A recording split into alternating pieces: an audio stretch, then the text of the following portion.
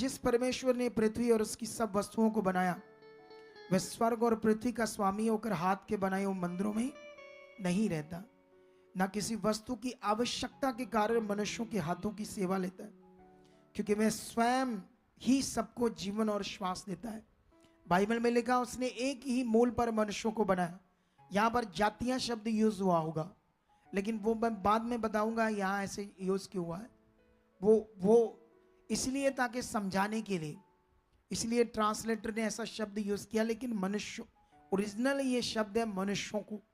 इसलिए परमेश्वर ने बनाया ताकि वो परमेश्वर को ढूंढे, समझे, जाने, फिर वो उनको शिक्षा देता। अगर उसको हम ढूंढना शुरू करें तो वो हमसे दूर नहीं है, वो उन्हें शिक्षा देता, कहता जिस परमेश्वर ने ये सब कुछ बनाया ना, हम उसी में जीवित है और उसी में चलते फिरते हैं। जैसे ये मेरे सामने खाली स्थान है ना, इसमें परमेश्वर है, इसमें हम जीवित है, सांस ले रहे, उसमें है, लेकिन वो नजर नहीं आता। उसे समझना होगा वो कौन है। यही वो टीचिंग उनको दे रहा है। कौन? प्रेरित पॉल। लेकिन उनको फिर समझाता है, वो कहता हमें ये समझना उचित नहीं कि ईश्वर सोने या रुपए या पत्थर के समान है, जो मनुष्य की कारागरी और कल्पना से गढ़े गए।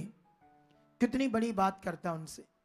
आज कई लोग ऐसी चीजों को मानते हैं और ध्यान नहीं देते, कभी नहीं ध्यान देते, कभी भी नहीं सोचते कुछ लोग संसार में, क्योंकि ये गुड न्यूज तो जा रही है पूरी दुनिया में। लेकिन यहां पर कहता है इसलिए 30 में परमेश्वर ने ज्ञानता के समयों में ध्यान नहीं दिया, पर अब हर जगह सब मनुष्यों को मन फिराने की आज्ञा देता है।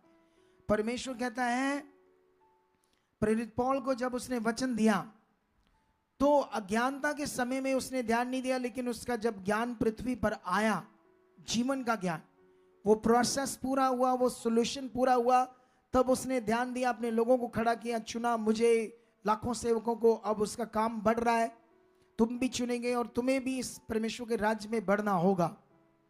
अभी हमें ध्यान देना होगा। लेकिन यहां पर वो यीशु मसीह का सुसमाचार देना शुरू करता है, लेकिन वो लोग सुनते नहीं।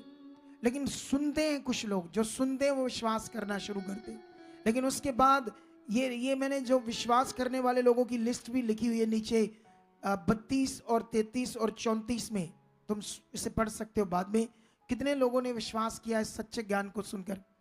लेकिन 18 में लिखा है इसके बाद पौलुस एथेंस को छोड़कर कुरिन्थियस में आया। वहीं उसे अक्विला नामक एक यहूदी मिला जिसका जन्म पुंतस में हुआ था। वह अपनी पत्नी प्रिस्किला के साथ